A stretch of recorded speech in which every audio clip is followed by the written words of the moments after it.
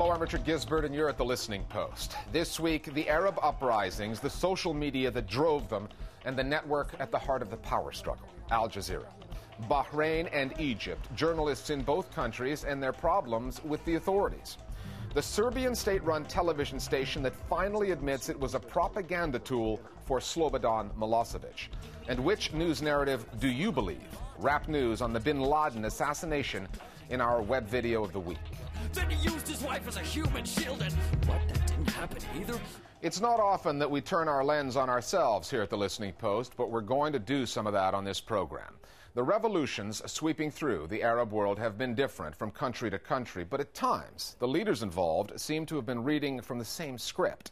Mubarak in Egypt, Gaddafi in Libya, Ben Ali in Tunisia have all accused Al Jazeera of going beyond journalism and into activism, of essentially being part of the revolutionary movement. Al Jazeera is accustomed to criticism. The Bush administration often accused the network of lying in its coverage of the Iraq War. And when complaints come Al Jazeera's way, they land on the desk of Wadah Khanfar, who, as Al Jazeera's Director General, is in charge of both the Arabic and English language news networks.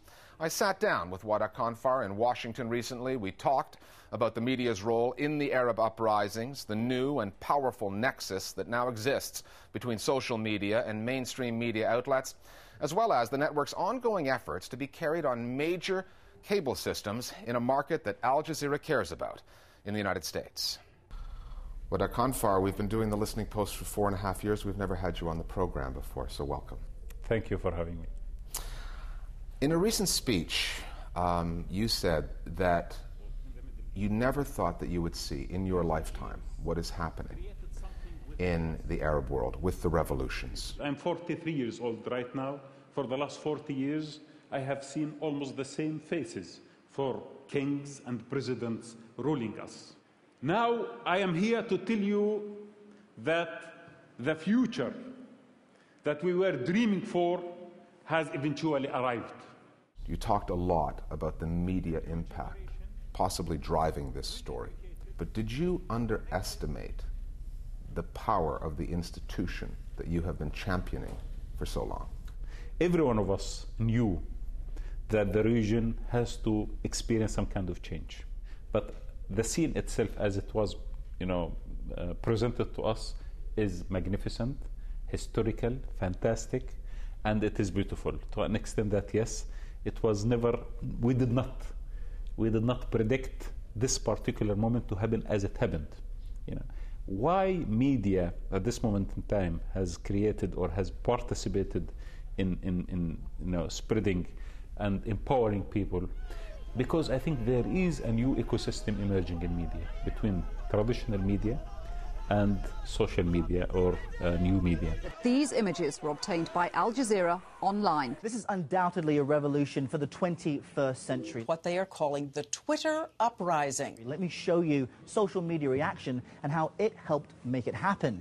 A new format of media that empower the ordinary citizen to express his voice and stop governments from confiscating the tools and the platforms of our industry. This is why I think the revolution in the Arab world, or the uprisings that have in the Arab world, were able to continue and consistently to express themselves. Nobody saw Tunisia coming, but when Tunisia happened, and you heard about the demonstration that was organized in Cairo on the following Tuesday, did you think that Egypt, given how active its blogosphere already was going to go down the path that it did? This march was invited, the invitation came through Facebook, was unique because it was pre-planned openly. The security knew that things are happening, but they failed because they had no contact with this new mindset that is emerging because of the social media. They couldn't understand because they belong to the past. They couldn't see the present. They couldn't see the future. They cannot see that what's happening, not necessarily a result of a conspiracy, a foreign conspiracy. It is homegrown, a revolution against the humiliation of decades of putting people away from participating in public life. So yes, media empowered them and gave them, social media gave them that kind of voice that was not present always. A lot of people use the term unprecedented to describe Tunisia and then Egypt. There was one media analyst who said something to me that I found very interesting. He said, it's not entirely unprecedented because there was Tehran, 2009. There was a lot of social media coming out of Tehran. He said what has changed is the ability of mainstream news organizations to take that material, to figure out how to use that material, to collate, to contextualize, to turn it around, and then feed this fire. Cyberspace is in overdrive when it comes to Libya. Why are these democratic protests spreading like wildfire throughout the world? Because people are getting information about them through Facebook, Twitter, blogs, and websites. Is that the future for news organizations in an industry that is becoming increasingly driven by social media to become the contextualizers? Contextualization is very important. In both scenarios, you will find images of people marching and you will find people protesting. At the same time, in the newsroom, and you put that in context and you provide the audience with proper knowledge about the history of the situation and also to answer certain kind of issues that rise. Now, when things happen and people start streaming images through YouTube and through Facebook and Twitter, and we receive them and we put them on the screen. A monument to Gaddafi's Green Book, his self-penned political and social blueprint, fell. I think we transferred this phenomena from marginal and we amplified it through the screen. For as much credit as Al Jazeera has received across the Arab world and elsewhere for the role that it's played in all of this, there has also been a lot of blame sent your way. Gaddafi called you the barking dogs, Mubarak, Ben Ali, more recently the Syrians. We all understand why what is being said is being said. But when you look back at the work that the network has done over this story starting back in December, where do you think Al Jazeera could have been better? I think we could have done much better. Right now we discover that in moment of a crisis in Tunisia and in all these countries, our traditional equipments, bureaus, infrastructure was undermined completely. And the state was able to block us off air. But the issue is, we were in a moment of time dependent entirely on social media activists, actually. I think our newsrooms should adopt new friendly policy and bring these guys to become integral part of our decision making inside the newsroom. Our editors and our producers, they have their own way of thinking about double sourcing. They have their own way of thinking about making sure that the news are accurate, which I appreciate, and I think we should always continue because credibility is very important. We have to maintain credibility. But there is a way where we adopt a new, dynamic, flexible, creative way of thinking about editing the news.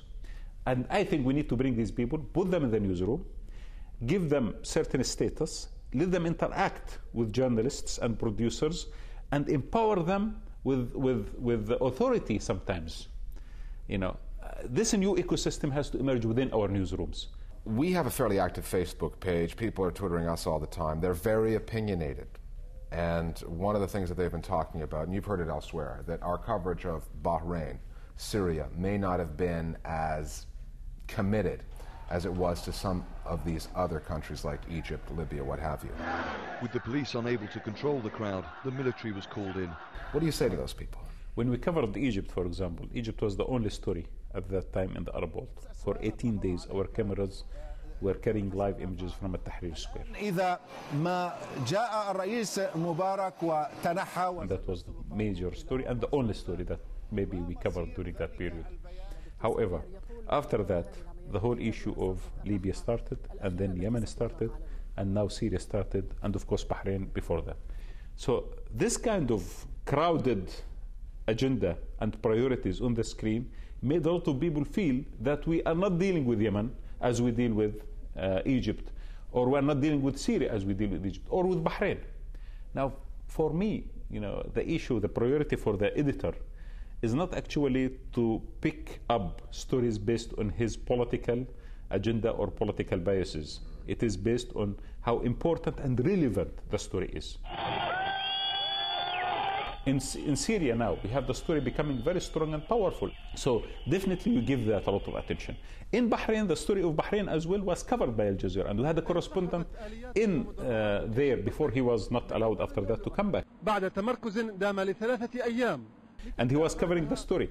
The Bahraini story is important, the Syrian story is important, all stories are important, but when you sit in front of the desk, you need to decide the weight of each story and the time allocated to the story based on how relevant the story is and how important the story for your general audience. Because one American Arab commentator said on our air, there's a new maxim of the media landscape in the Arab world. If it's not on Al Jazeera, it's not news. That does put the organization under a fair amount of pressure. You're under a microscope, aren't you? Correct, yeah. And this is why what we are trying to do to define professional standards rather than political standards. We don't see ourselves as political activists. We do not see ourselves as people who are trying to create revolutions in the Arab world. We want to distance ourselves from that because that is a heavy burden we cannot take. We are journalists. Unfortunately, because of the vacuum that was generated in the region for decades, the lack of strong civil society groups, the lack of advocacy organizations and so on, put Al Jazeera in a situation where Al Jazeera is the only voice.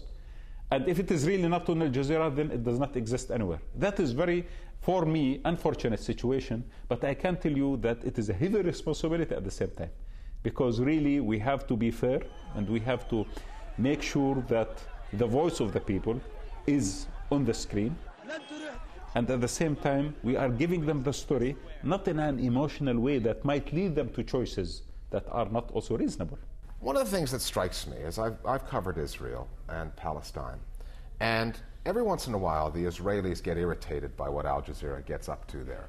But the Israelis have never locked us out of Israel, the way the Jordanians have thrown Jazeera out, or the Saudis have thrown us out, or the Iraqis. I've got a theory on why the Israelis tolerate us more than some of their Arab neighbors do, but I'd like to hear yours first. I can say that in our coverage of the Israeli-Palestinian situation, we have teams located everywhere, from Palestine, Israel, West Bank, and Gaza, and so on and so forth. And we tried our best to balance our coverage. We did experience difficulty with the Israelis during the 2006 war and during the war in Gaza as well. And some of our correspondents where their accreditation was withdrawn, and we had a little bit of troubles here and there. Our relationship with the Israelis and Palestinians have continued. Yes, we had ups and downs, and sometimes we did face a lot of criticism, and maybe the Israelis understood how to deal with media in a way or another, but I cannot say that it is also always a comfortable relationship. Here's my theory. There's that adage, that expression that came out of the Middle East, my enemy's enemy is my friend. I have a theory that the Israelis like Jazeera because they know we're a bigger problem for Hosni Mubarak, Muammar Gaddafi, Ben Ali in Tunisia than we will ever be for the Israelis. Do you buy that?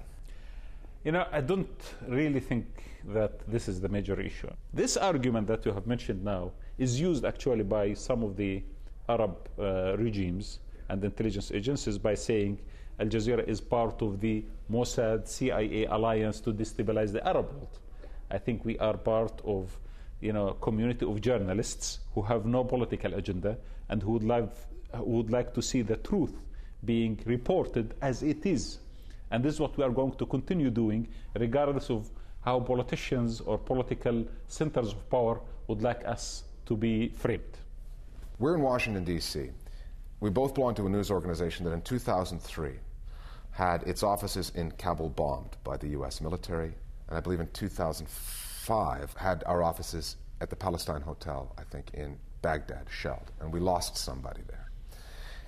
There was not a great relationship existing between the U.S. government and Al Jazeera at the time. 5 days, I think, into the Egyptian revolution, after Mubarak had taken Jazeera off of Nilesat, the State Department spokesman at the time, P.J. Crowley, tweeted, "Mubarak must put Al Jazeera back on the air." Things have changed. Things have changed because of one important issue. During the timing between the Afghanistan war and Iraq, 2001, 2003, the Americans were involved there, and the former administration did not want Al Jazeera to cover the story in Kabul as we did cover it. The same scenario happened after that in Iraq.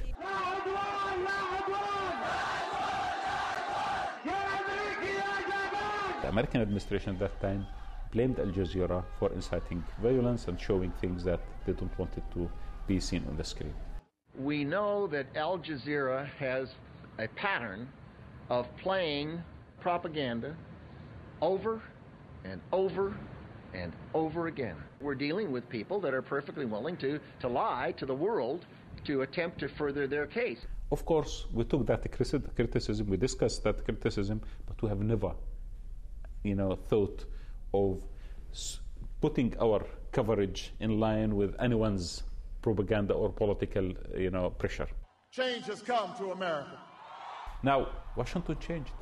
This current administration started looking at the region in a different perspective and looking at Al Jazeera as well as a TV station or a network that is trying to project various aspects of reality. And this is why we feel that they are much more open towards talking to Al Jazeera and appearing on Al Jazeera. Okay, but then there's the commercial side, because one of the things I'm sure you're trying to accomplish here in D.C. is trying to get carriage on American cable systems. But what can you tell us about what progress you've been able to make, if any, on getting the channel into the United States on cable systems large enough for it to have an impact? Of course, we are still available now in Washington, D.C. Yeah. However, right now I feel people are more open towards Al Jazeera in the United States of America. And people trust Al Jazeera news because they understand that Al Jazeera is giving news rather than mixing news with comments or analysis. And that's what Hillary Clinton said. Like it or hate it, it is really effective. And in fact, viewership of Al Jazeera is going up in the United States because it's real news.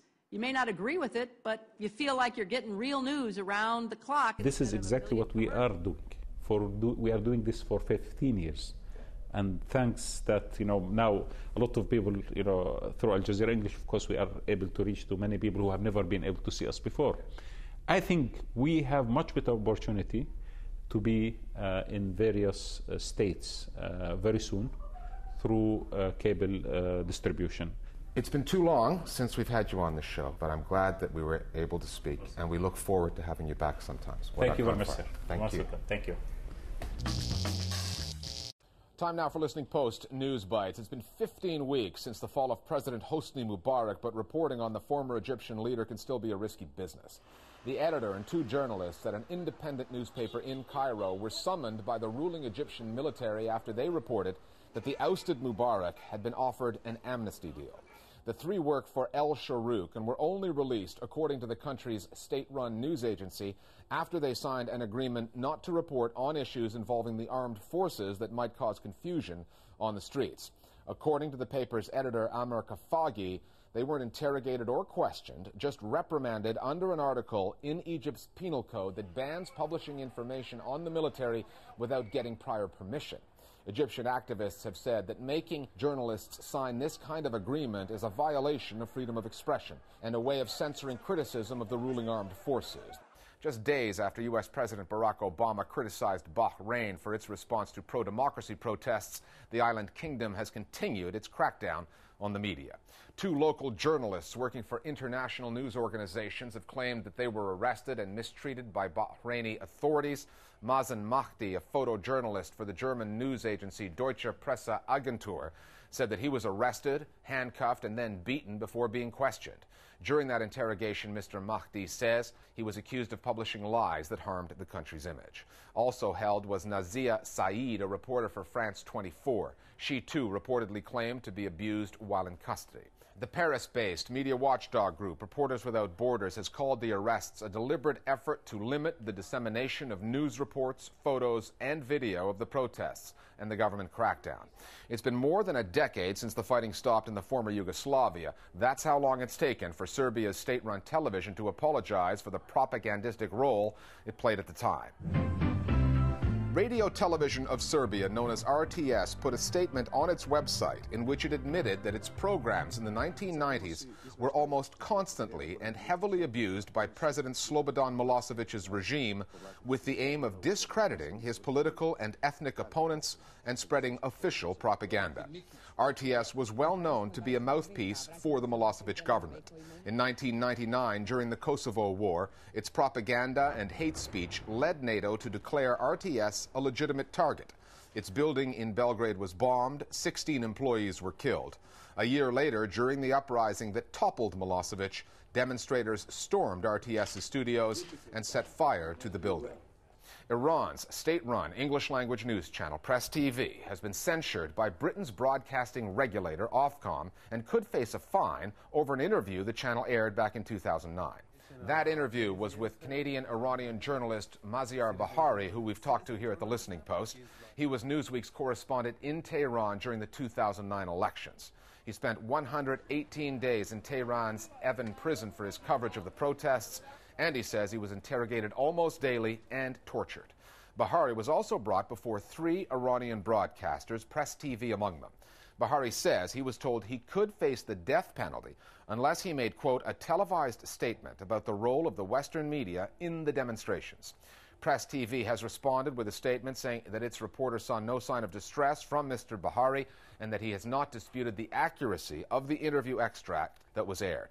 A clash of news cultures between social and mainstream media in Great Britain has led to a Twitter free-for-all that is making a mockery of the country's privacy laws. This all started on the microblogging website when an anonymous tweeter posted the identities and alleged indiscretions of several high-profile Britons who had obtained super injunctions.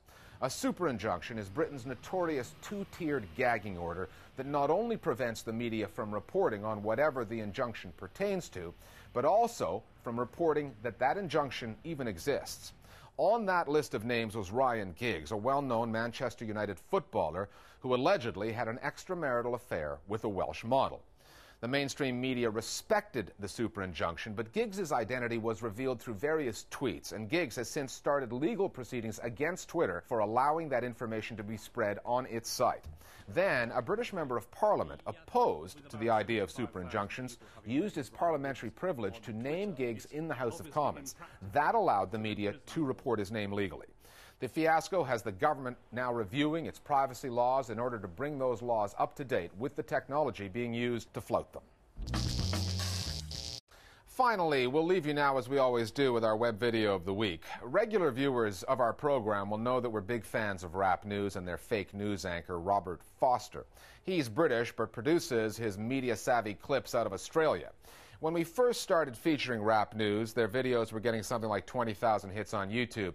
This week's offering, though, on the battling news narratives that followed the assassination of Osama bin Laden, has over 100,000 hits.